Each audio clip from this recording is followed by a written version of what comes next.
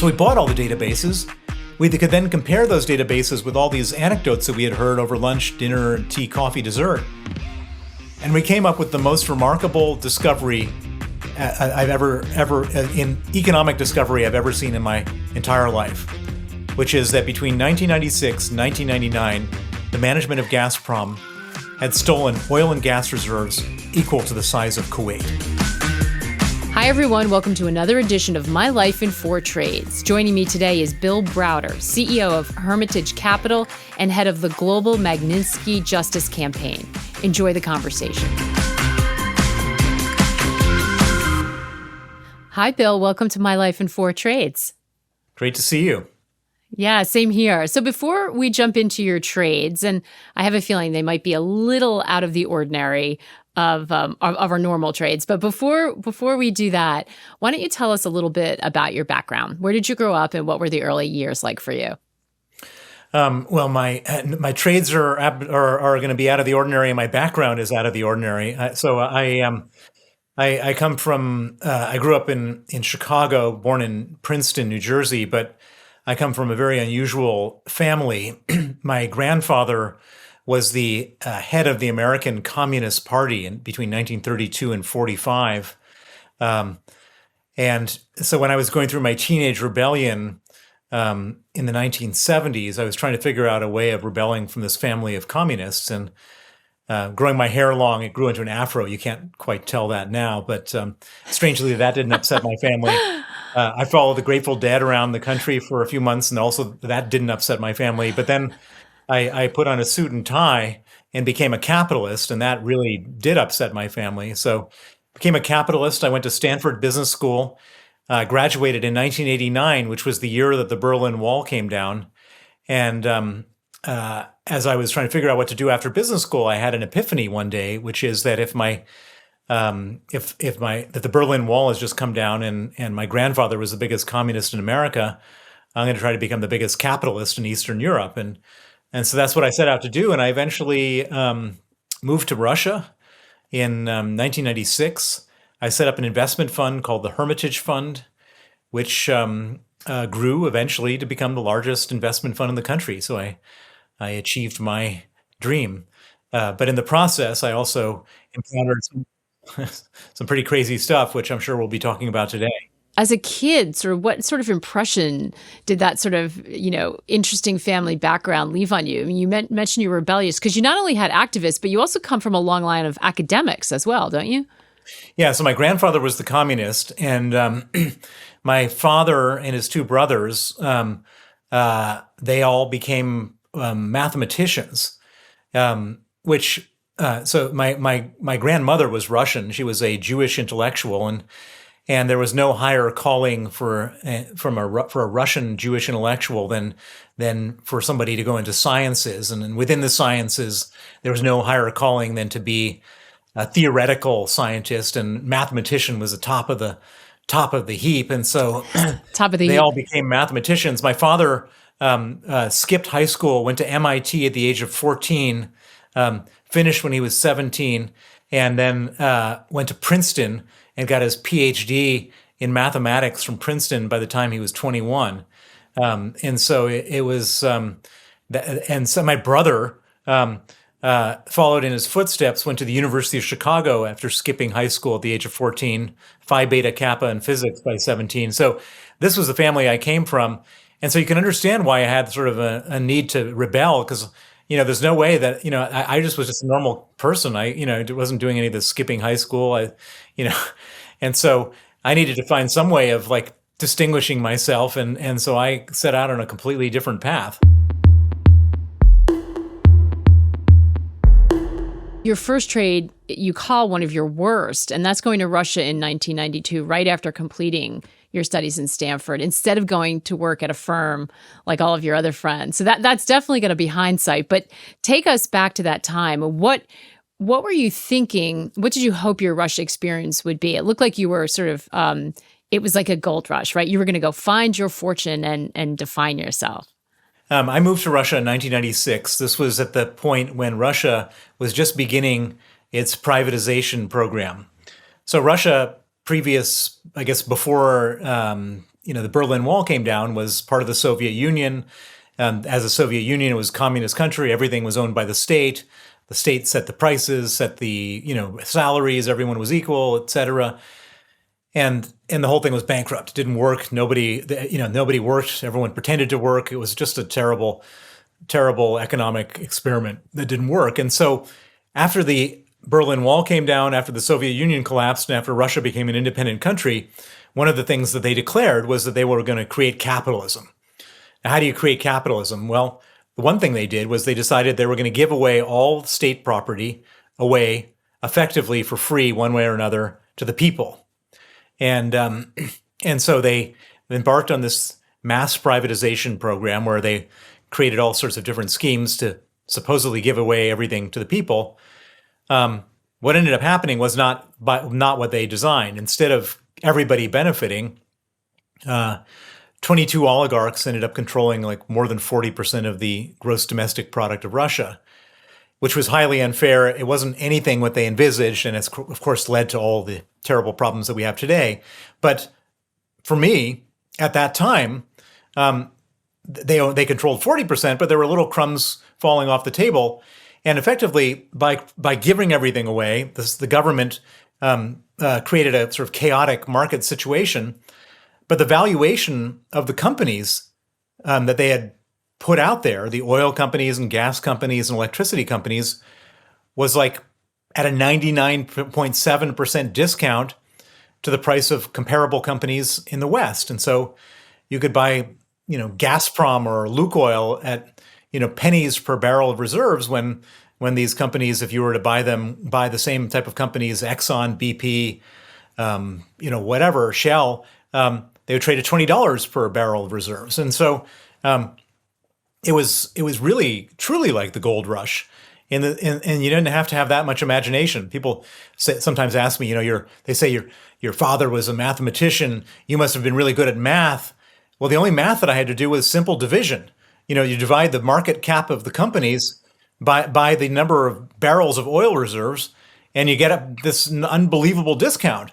And so then the only question is, will they let you keep it or not? Because if they take it away, it's worth zero. But if they don't take it away, it's probably worth 10, 20, 30, 40 times the amount of money that you invested. And, I didn't have any specific insight, but I just said, probably there's a 50% chance they take it away and we walk away with zero. And there's probably a 50% chance that you make 10, 20, 30, 40 times your money. And I thought that was a pretty good bet. And so I went around and set up this investment fund, and I told my prospective clients, I said, look, take 1% or 0.5% of your money and try this. If it doesn't work, you've lost 0.5% of your money, maybe 1%. If it does work, maybe it turns into 20% of your net worth, which would be meaningful. And that was a compelling argument for a lot of people, and that's what was the basis for my business and my investment fund. So it's very much like prospecting. I mean, it's kind of frontier, right? And you're kind of in the middle of this huge change. What were your initial impressions of Moscow like? I assume you lived in Moscow. When you got there, did you speak Russian? Did it seem like an exciting time? Did you think this is so different from what I'm used to? Like, what did you think? You're very young. I mean, you just out of Stanford, right? Yeah, I mean, I think I moved there when I was like 28 years old. It was total dangerous chaos. People were getting killed left, right, and center by criminals. I mean, everybody, people ready to kill for $5,000, and there's a lot more than $5,000 sort of sloshing around in these markets. But it was also really exciting. I mean, you literally could buy something on a Monday and then have it be worth 5-10 times on a Friday. And I was not playing with small sums. My fund started with $25 million and grew from there. And so it was really, I mean, just like the gold rush. And the great thing about it was that when I got there, nobody knew anything more than I did about how to invest. It wasn't like there was a bunch of 55-year-old men who had been around for 30 years, sharpening their knives and their skills and having to work your way through some ranks. There's an expression, in the land of the blind, the one-eyed man is king. And I showed up there and had one eye, and just by being on the ground and being one of the few Westerners who had bothered to show up there and like do the basic math and homework, I had this unbelievable competitive advantage, and so it really was sort of fast forward in terms of life, responsibility, and success at a very young age. Yeah. Did it feel the time is often referred to as, the wild 90s from Russians themselves? Did it feel like that? You talked about it being dangerous, but was there also, after all this time in communism, this sort of, wealth and all of what we think of in the kind of any roaring period for our country? Did it feel like that? It was totally nihilistic. I mean, it was. I mean, there was a very dark side to the whole thing, which is that it was very exciting to be a business person there, but it was also very terrible to look at how this new capitalism was affecting the average Russian. And the life expectancy of a male dropped to like 57 years. Professors had to become taxi drivers. Nurses became prostitutes. Art museums sold the paintings right off the walls to anyone who would buy them. It was just nihilistic chaos. No rule of law. No rule of law, no institutions, no police. I mean, it was, and it was very hard for almost everybody there. And in a certain way, the chaos of the 1990s, this was the period when Boris Yeltsin was president, it created this opportunity for a very small number of people to get very, very rich.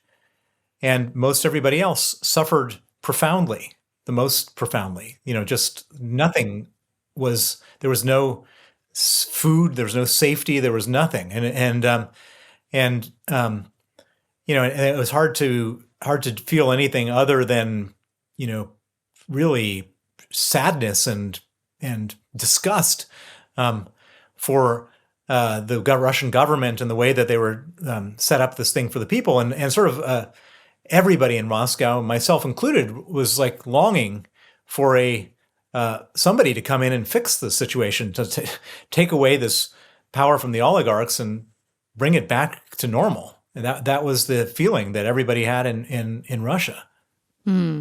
Did you consider leaving, like when you saw that this was going on? Because, it wasn't just like 1 year and then there was a solution. This went on for quite some time.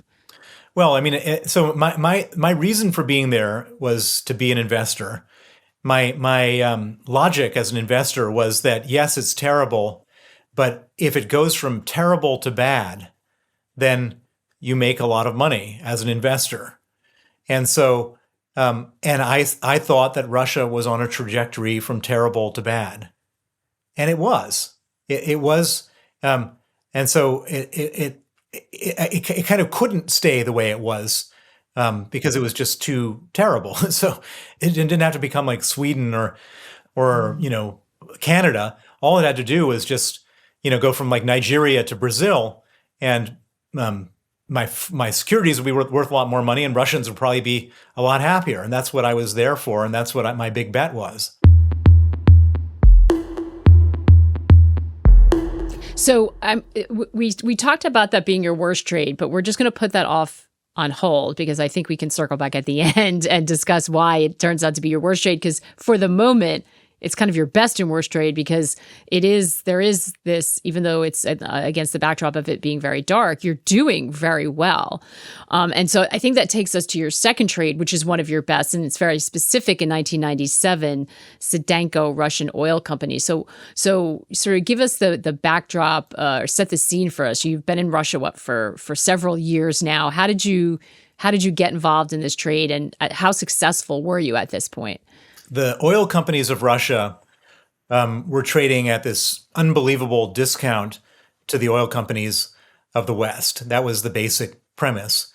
So I set up on the ground in Moscow, and I discover something even better than that, which is that most investors only had access to one or two Russian oil companies, which were the ones that were researched by the brokerage firms that were set up in Moscow.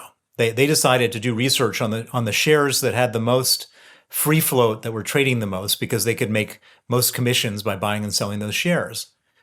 But there was many more than two oil companies. There was like 30 oil companies in Russia. And So because I was on the ground, I wasn't reliant on anybody. I started to go around and visit them. And so I start to visit these oil companies, and I come across this one oil company called Sudanko. And Sudanko was very similar to Lukoil, but in terms of the amount of oil they produced and the and all the sort of general features of it, but traded at a 90% discount per barrel of reserves to Lukoil. So Lukoil is trading at like a 99% discount to the Western oil companies. And I found something that's 10 times cheaper than Lukoil. Why was it cheaper? Well, there was not a whole lot of free float. Only 4% of the shares traded on the secondary market. 96% of it was held by one Russian oligarch. So nobody bothered to do the research. But I said, well, wait a second. This is not that different from Lukoil. It trades at this enormous discount. I went and poked around the company as best as I could to see if there was some problem or some like big red flag that made it trade at this discount. And it just didn't make sense.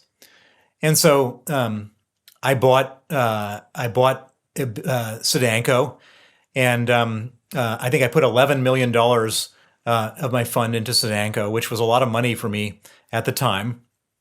And then I started telling everybody about Sudanko, and people said, "Wait a second, that didn't." So it started to rise in value, and then the most interesting thing happened, which is that BP, British Petroleum, wanted to also invest in Sudanko, and so they negotiated a deal with the majority shareholder, this Russian oligarch, to buy 10% of Sudanko at 10 times the price that I had invested in.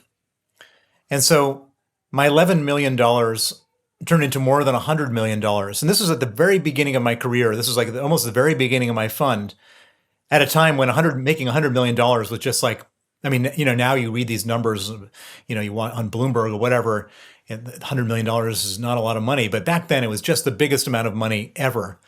And it completely put me on the map financially. I had a 20% profit share of my fund, so I was going to make 20 million of that. My performance of my fund made my fund the best performing fund in the world in 1997. And it was just so satisfying. Which is crazy. It was just so satisfying to have like bet big and bet right, and have it just, in every different way validate my thesis that Russia was cheap, and because I was on the ground, I could find things that were even cheaper. And so I just felt so good, and my investors were so happy with me, and everyone was patting me on the back, and I was, counting my winnings, and it was just all so good.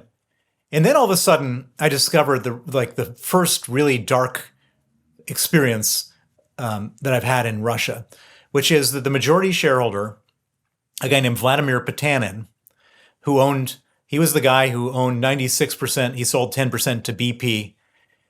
For some reason, he wasn't sort of licking his lips with satisfaction about how he had made 10 times his money selling to BP and is still having 86% left. Somehow it just bothered him to no end that I made all this money. And he just couldn't get over it. And there's this famous Russian proverb. It's about a magic fish. And so let me just tell the story really quickly, because I think it demonstrates what happened here. So the story is about some villager comes across this magic fish, and the magic fish jumps out of the water and says, "Congratulations, you found me. I will give you any wish you desire." And the villager says, "I'm thinking about like maybe a pile of gold, or maybe a castle, or a big ship to sail the high seas." And the fish interrupts the villager and says, "There's one caveat. Whatever I give you, I got to give 2 to your neighbor." And at this point, the villager said, "Well, then it's real simple. Poke one of my eyes out." Because he wants the neighbor to have 2 of his eyes. Gosh. This is a real Russian proverb. That is brutal. And this is how Russia is. It's like, the people don't worry about their own success. They just don't want their neighbor to be successful. And so it just bothered him profoundly that I had made all this money. And so he organized a share issue in which they were going to increase the capital of the company, issue a whole bunch of shares, sell it to themselves at a huge discount to the market, and effectively steal like 75 or 80 million dollars of the 100 million dollars that I made. And this guy was a Russian oligarch, one of the biggest Russian oligarchs, one of the most powerful Russian oligarchs. So I'm sitting there, and my entire success has now been completely destroyed. He wants to take away all of the stuff. He wants to, and not only that, but it would ruin my reputation. My business would probably collapse. I would fail. I would have to leave Russia with my tail between my legs. And so I had to make a decision. What am I going to do? And I decided that I was going to fight him. And nobody had ever fought an oligarch before, and I didn't really know how. And so I gathered up my team, and we made made a war room in our conference room, put up white paper on the wall, and I said, we need to come up with ways in which we cause this guy economic pain every day. We need to do 3 things a day to cause this guy economic pain, or we haven't had a successful day. What are some good ideas? And we sort of filled up the wall with ideas, and we got to work. And the first thing I did was I went to the all the other investors, all the other Westerners who had done business with this guy, who were doing business with this guy, and shared with them a PowerPoint presentation showing how he had just ripped us off, and said, "You're next." And they all started calling up. And these were big names, Soros and Harvard University Endowment and all sorts of big financial institutions. They all called him up, and they said, you can't do this. This is just not how things are done. And this infuriated him. And he had one of his I was going to say even more. He had one of his underlings call me up and said, "Bill, you're not playing by the rules." And I said, "Well, if you think I'm not playing by the rules now, wait till you see what I'm going to do next." And by the way, at this point, I had hired 16 bodyguards. I had a lead car, a lag car, a side car, everyone fully armed, a guy with a submachine gun sitting in my living room. I was ready. I was ready for whatever was going to come my way, and I was not going to back down.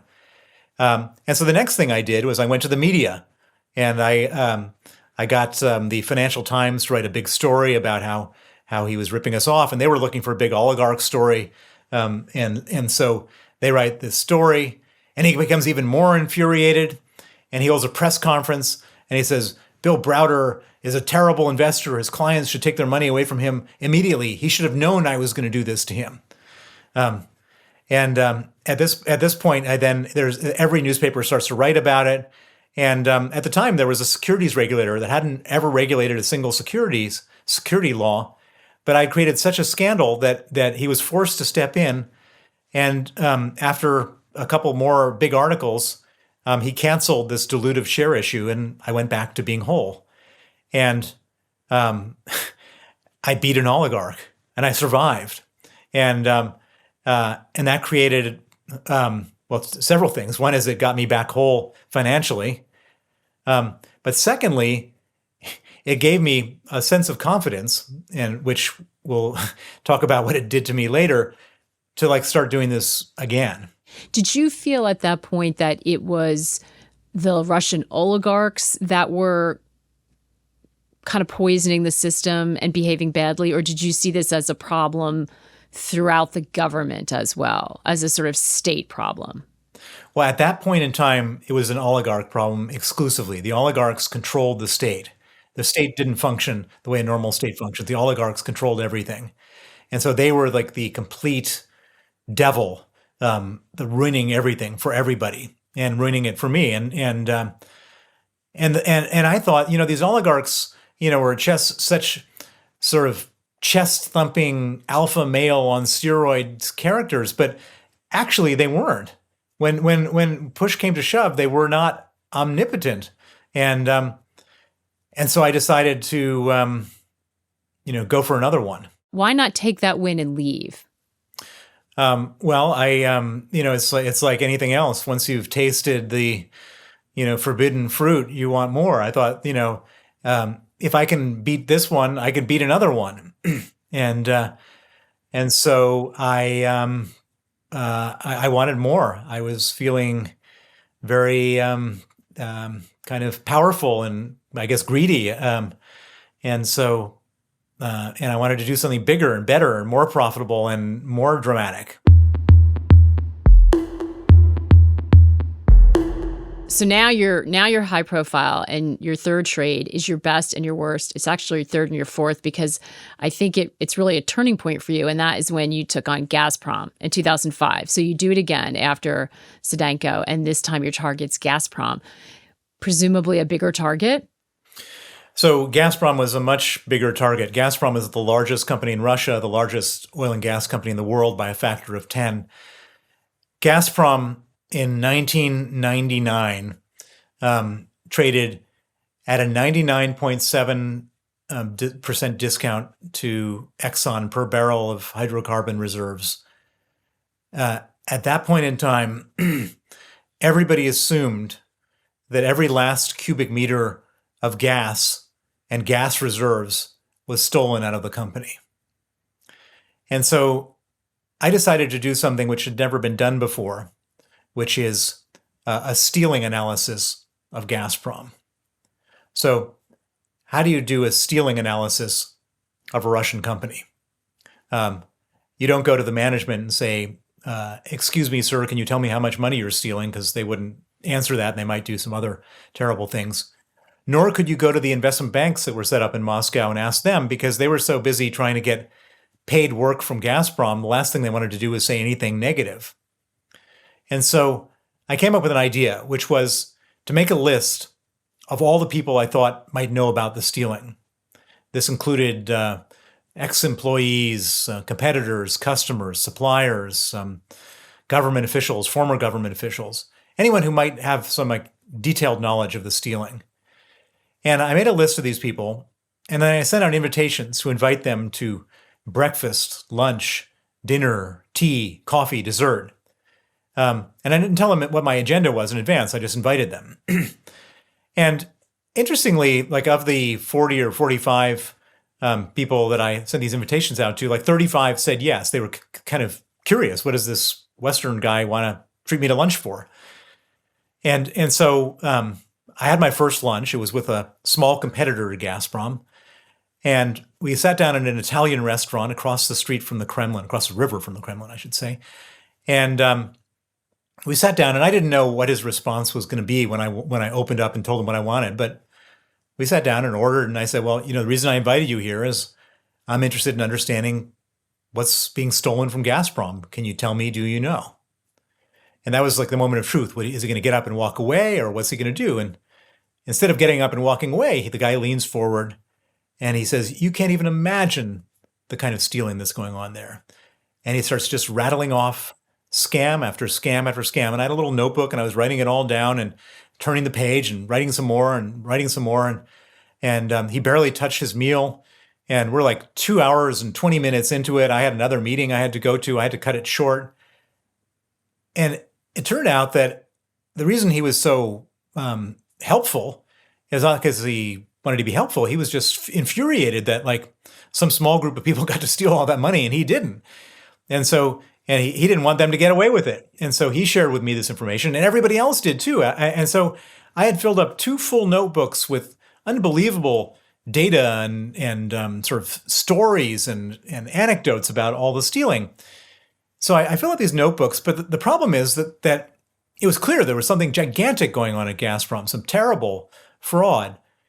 But it's hard for me to know what I could do about it, because I couldn't I couldn't go to the media because it was all hearsay. There was no proof. It was just a bunch of rumors over lunch. I couldn't go to court for the same reason. There was no evidence. And so I sat there feeling like I was sitting on this unbelievable sort of treasure trove of something, but not really knowing what to do with it. And I was frustrated and kind of disappointed and wishing I had some breakthrough. And then about 3 weeks after the last interview, my head of research, a guy named Vadim Kleiner, is driving his car through Moscow, and he gets to a place called Pushkin Square.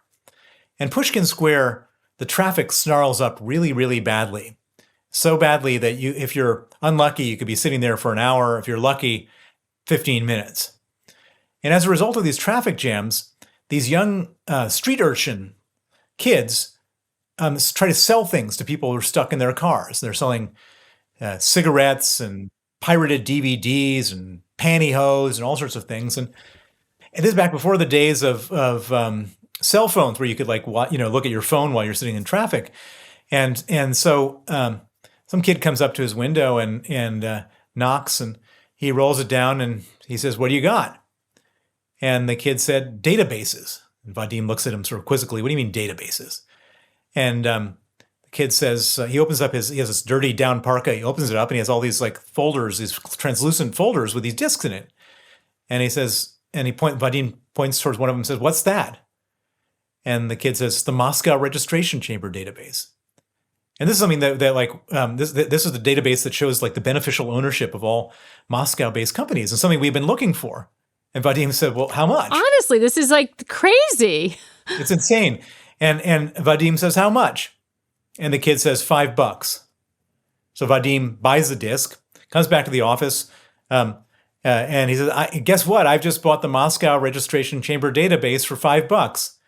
And I said, "You've been ripped off for sure." And he said, "Let's see." And I should point out, this is well before the days of computer viruses. So we stick this disk in the computer. And sure enough, it's all bells and whistles, Moscow Registration Chamber database. But the best part was when we popped the disk out, there was a phone number on the disk you could call for other databases. And so we called the number and we got the Russian Securities Commission database, the Customs Committee database, all sorts of other databases. And indeed, Vadim did get ripped off because the other databases were only $1. And so basically what had happened is in Russia, the guys working in the ministry, as the most bureaucratic country in the world, they're not being paid anything. And so they're putting up all this information for sale. So we bought all the databases. We could then compare those databases with all these anecdotes that we had heard over lunch, dinner, tea, coffee, dessert. And we came up with the most remarkable discovery I've ever in economic discovery I've ever seen in my entire life, which is that between 1996 and 1999, the management of Gazprom had stolen oil and gas reserves equal to the size of Kuwait. So remember, there was a war fought over oil and gas reserves the size of Kuwait in Kuwait, the first Gulf War. And we just discovered a similar type of crime at Gazprom. So that was the first most impressive economic statistic I had ever seen. The second most impressive economic statistic is that Gazprom, the reserves the size of Kuwait only represented 9.65% of Gazprom's total reserves. In other words, 91% of the company is still there. Now, this is a company that's trading at a 99.7% discount because everybody is assuming everything has been stolen. And we could now prove effectively, scientifically, that almost everything is still there. So as an investor, what do you do with that? You back up the truck. And I bought as much Gazprom as I could get my hands on. I made it my single largest investment in the fund. I then did something very interesting, which is that instead of just leaving it as it is and waiting for the world to discover this, I shared it with the Financial Times and the Wall Street Journal and Business Week and New York Times. They each wrote a story. On the back of those stories, then the Russian press wrote stories. On the back of those stories, then the parliament began debating whether it was a good thing or bad thing for these assets to be stolen. More stories.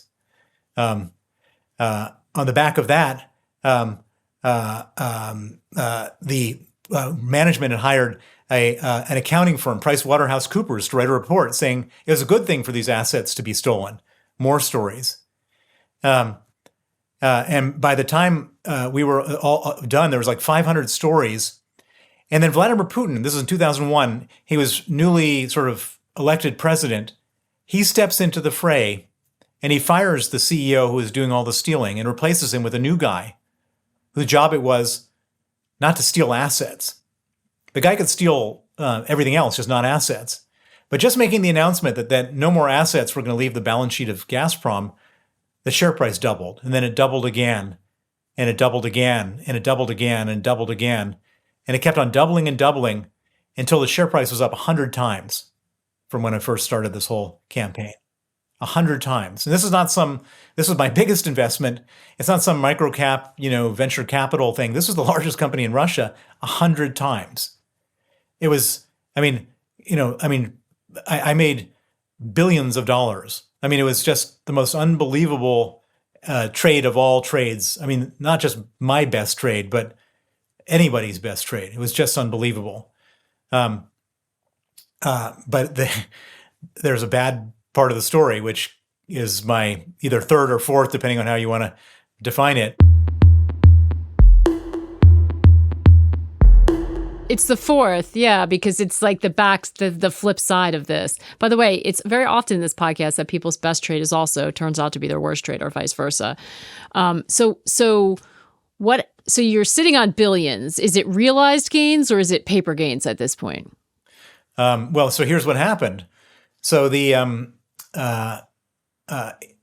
people who were doing all the stealing that I was exposing, and by the way, I kept on exposing the stealing, not just that year, but after the new guy came in, and the people who were doing the stealing started getting really angry with me, and so in November of 2005, after I'd been living there for 10 years, and I was now sitting on a fund worth $4.5 billion.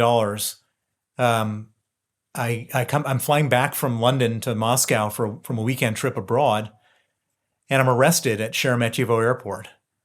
They arrest me. They put me in the detention center of the airport. They keep me there overnight, 15 hours. And then they deport me the next day and declare me a threat to national security. And now it's a pretty terrible thing to be a specialist on Russia and be kicked out of your own country. But I understood that the Russians could go a lot further than that. And so I looked around and said, what else could they do to me? And they could arrest my people and they could seize my assets. And so what did I do? I evacuated my entire staff and their dependents. And then once they were safely out, we quickly and quietly liquidated everything we held in Russia. And so it went from unrealized to realized gains. We got all of our money out and we got it out safely. They didn't get it. So from a financial perspective, this was the best trade and it was a realized trade. But it was the non-financial stuff that happens next, which is where the nightmare is. So 18 months after I was expelled, the police raid my office in Moscow, and they raid the office of an American law firm I use, and they're looking specifically for the stamped seals and certificates for our investment holding companies. They find them at the law firm's office, they seize them, and the next thing I know, we no longer own our investment holding companies. They've been transferred to a guy convicted of manslaughter. And now I was really worried about this, not for financial reasons, but if the police are working with criminals to steal companies, what else are they going to be doing? I thought I'd be arrested. I thought I'd be arrested someday when I'm walking through Frankfurt Airport. So I go out and hire the smartest lawyer I know, a young man named Sergei Magnitsky. I ask him to investigate and stop whatever's going on. Sergei goes out, he investigates, and he comes back and he says, I figured out what they were trying to do. First, they were trying to steal your money. They didn't succeed. However, the second part of their scam, they did succeed. And the second part of the scam was when we were selling everything, in that particular year, we declared a profit of $1 billion, and we paid $230 million of capital gains tax to the Russian government. And what Sergei had learned was that the people who stole our companies went back to the tax authorities and they filed an amended tax return, and they said this $230 million was paid in error. And on the 23rd of December 2007, 2 days before Christmas, they asked for a $230 million tax refund, the largest tax refund in Russian history, and it was approved and paid out the next day. Sergei and I were convinced it was a rogue operation, and that if Putin and the guys at the top knew about this, they would go and stop it and prosecute the bad guys. And so we filed criminal complaints, went to the media, and Sergei testified against the officials involved. But instead of arresting the people who did the scam, the people who Sergei testified against arrested him. They put him in pretrial detention. They tortured him for 358 days. And they murdered him in Russian police custody on November 16, 2009, 13 years ago. So that by far was the worst thing that's ever happened. I mean, everything else was all fun and games, all, whatever problems we had were virtual. But now a guy who was my lawyer, my friend, was murdered in the most horrific way after being tortured for 358 days in prison for basically being my lawyer. And since his murder, I've made it my life's work to go after the people who killed him. And I've given up my life as a fund manager. And I've devoted all of my time, all of my resources, and all of my energy going after the people who killed Sergei to make sure they face justice. And that's led to all sorts of things, including the passage of a piece of legislation called the Magnitsky Act, named after my lawyer, Sergei Magnitsky, which freezes the assets and bans the visas of people who killed him and people who do similar types of crimes. The Magnitsky Act was passed in the United States in 2012, and it now exists in 34 countries, including Canada, the United Kingdom, the European Union, Australia. And we've also gone after the money that they stole, and we've investigated for nearly 13 years the money laundering component. And whenever we find it, we report it to the law enforcement authorities of different countries, and there's now freezing orders in place in a number of countries going after the money. And by looking at all this stuff, by digging into this stuff, we've discovered much bigger crimes than just the crime committed against us. And we really, sort of very unlucky by being victimized. I've now seen the true nature and the exact nature of the Putin regime, which is it's a criminal organization set up to steal money and kill people that stand in the way. And they've done a lot of killing and a lot of stealing since they got started. It's just, I think it's hard for anyone who hears that story, and we've spoken about it before, to wrap your head around the sort of magnitude of that. But for you personally, I know how painful it was to feel responsible. I mean, you can hear it in your voice for what happened. At the time, the way you described you're dealing with the oligarchs, and it was difficult. It was people were stealing. It was chaos. There were criminality. But it sounds like you did not expect this. No. So basically, it went from highly disorganized crime to highly organized crime, organized under the auspices of the president of the country. And nobody is immune from the organized crime that exists in the Putin regime. And it's just truly pernicious, evil, and murderous. And Sergei's story is only unique in one respect, which is that I've been going around the world telling it to anyone who will listen. I've written 2 books about it. I've gone on, hundreds, if not thousands, of news shows and lectures and podcasts telling the story. I've met with government officials and politicians in most every country. Everybody knows his story, but it's not unique. His story is just one of hundreds of thousands of stories of hostage taking, of violence, of death, of torture, to steal money. And the really sad part about it is I've been telling this story, trying to use this story as a way of waking people up to what Putin is really all about. And nobody wanted to really hear it. I mean, yes, they did in the sense they passed the Magnitsky Act, but so many governments just wanted to continue to treat Putin as if he was a normal head of state, to continue to buy gas from Russia, to go to the World Cup, to take Russian investment in deals in the West. And in doing so, and in looking the other way as Putin did this type of crime and many other very much more visible crimes like invading Georgia, taking Crimea, bombing Syria, we basically set the framework and the ground to give him the encouragement, effectively, to do what he's doing in Ukraine right now. And that's the really tragic part of this whole story.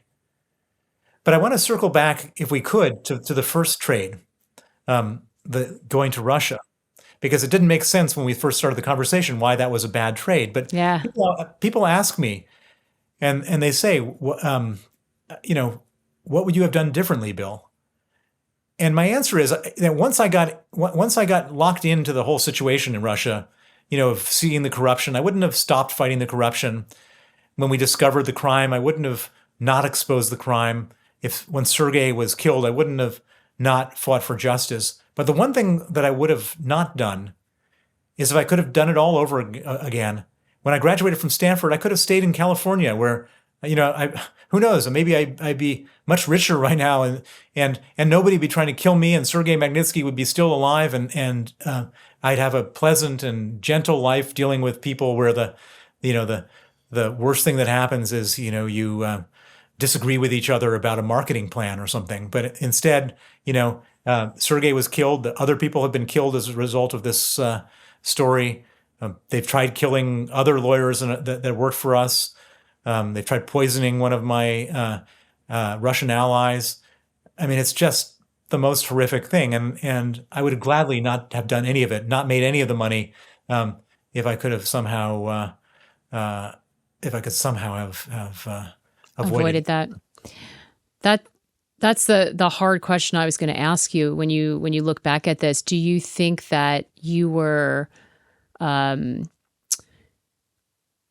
lured by the money? Did you make a deal with the devil because there was so much money involved? I mean, yes, you were flagging corruption, but you were making a lot of money off it. Do you think that blinded you to the danger? No, I think that once I saw the corruption, it wasn't a matter of money or not money. I mean, money was the, is my responsibility looking after my clients. It was my reason for challenging the corruption was that it was just so horrible. And it was unfair, unjust, and disgusting. And I just couldn't do nothing about it. And that's just who I am. I couldn't sit there and look the other way and effectively looking the other way as supporting it and being part of it. And I just couldn't do that. Or you could have left, right? You were there for a really long time and you had other good trades. You could have left at any point and said, this is too much. Once you get to the place like that, I was looking, I had responsibility for thousands of clients, and I couldn't just leave. I mean, that didn't feel like an option to me. Did you ever meet Putin in person? I've never met him. I've never met him or had any kind of conversation with him, but I think we both know each other well now. He has been chasing me all around the world, trying to have me arrested through Interpol and extradition requests, and he's muttering my name. Still to this day, by the way. Yeah. And he at the Helsinki summit with Trump, he asked Trump to hand me over. His general prosecutor after that said Bill Browder shouldn't sleep peacefully at night. I mean, these are people that are really bad people you don't really want to be on the other side of, who are furious with me. And they're furious because I went after the thing that they value most, which is their money. And they're ready to kill for money, and have somebody try to take that away from them is just the most unforgivable sin in their minds. And we've seen them reach across into England, into many countries, and there mysterious things have happened. How do you live with that pressure that they're still after you? Well, I've been living with it for almost 13 years now, and you kind of find ways to adjust to it. I mean, I guess some people would have, imploded, but I found a way of I've got to be careful. I have to take precautions in a lot of different ways, but I've also found a way to live with it. And, in a certain way, I look at the Ukrainians right now and I wonder how people can carry on trying to have normal lives in Kiev when a bomb could drop on them at any moment. Everybody just, takes their circumstances and tries to do the best they can. Do you feel like people see Putin the way you do now? I mean, this has been a seminal event, the war in Ukraine. Do you feel like people finally understand the message you've been trying to send? They finally do. Too late, but they do. And I'm not in the wilderness anymore. People used to really not like me. I go to Davos, the World Economic Forum, and Western business people wouldn't invite me to their lunches and dinners because they didn't want to have might mess up plans to make business with Russian oligarchs. Now I think I'm okay. People are happy to see me now because everybody says you were right. You feel vindicated. What do you think happens now? We're seeing developments where Ukraine apparently looks like they're pushing back. There's some reports of, the soldiers retreating from Russia. I mean, it's hard to know what's actually happening on the ground in the fog of war. But What do you make of it? What do you think that means for Putin? Well, I think it's amazing and great, and it's hugely boosting the morale of Ukraine. It's boosting the morale of the West, who we need to continue to support Ukraine. It's hurting the morale dramatically of Russians. But I should caution everybody that this is a very small proportion of the territory that Russians have taken that's been reclaimed. It's like less than 10%. And Russia has a huge amount of resources, troops, and malicious intent. And I know Putin real well. And he doesn't take humiliation well. He doesn't do humiliation well. And he will escalate. And so we have to, pat ourselves on the back and root for the Ukrainians and feel good about it, but understand that this is a long war. I doubt profoundly that this is the end of the war. It'd be lovely and amazing if it was, but I think this is just, a good blip in the right direction. But, this is going to carry on, unfortunately. Is this problem a Putin problem, or do you think it runs deeper into the Russian psyche? So say Putin goes somehow. Is any chance the person who replaces him is a new start for Russia, or could it be worse or the same? I don't think it'd be worse. It all depends on how Putin goes. If he's eliminated in a popular uprising, then Alexei Navalny can become the next president of Russia. If he were to die in his sleep or get taken out in a palace coup, then it could just be another guy just like Putin. It's I don't think there's anyone worse than Putin. I think he's as bad as you get, and we shouldn't worry about that. But it really depends very much. But one thing I can say is if the Ukrainians do succeed in getting rid of Russian troops on their territory, Putin will be gone. Bill, I got more questions, but we're out of time. So I'm just going to say thank you so much for being on the podcast. It was fantastic to catch up with you again. Great to see you. Thank you for the great questions, and hope to see you again soon. All right, that's a wrap on this week's edition of My Life in 4 Trades. For more on the series, visit realvision.com/My Life in 4 Trades. Make sure to use the numeral 4. Hey everyone, thanks for watching. If you like this show, you're going to love Real Vision Essential. At Real Vision, we talk to the most successful investors in the world and deliver videos that make finance interesting. It's all about helping you become a better, more confident investor. Now we could dress that up in fancy marketing buzzwords, but it's really that simple. Oh, and right now, you can join Essential for $99 for a full year instead of the usual $239. Visit realvision.com/essential99 to join the Real Vision community. That's realvision.com/essential99.